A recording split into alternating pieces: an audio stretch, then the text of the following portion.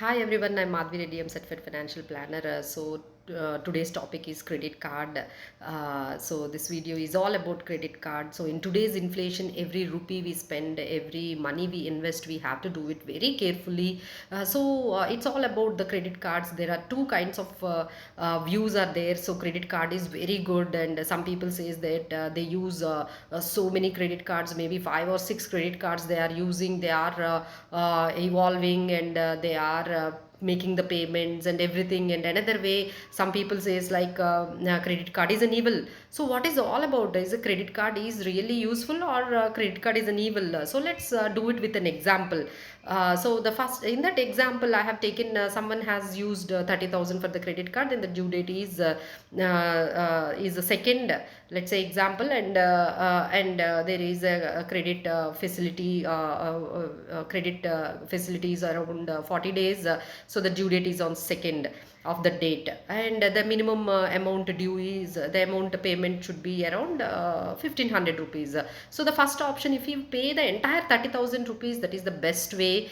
Before due date you have cleared the entire outstanding amount.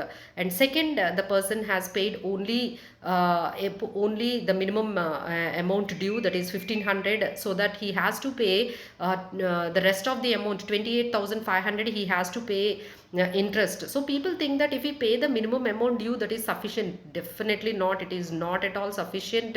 You have to pay the entire amount. Without paying the entire amount of 30,000, if you have used that card again for another 20,000, on the 20,000 you don't get any credit time. The day one you have to pay the interest on 20,000, and the rest of the amount on 28,500 also you have to pay interest. So remember this, you don't get any kind of credit limit without clearing the outstanding. You have used the card for another payment.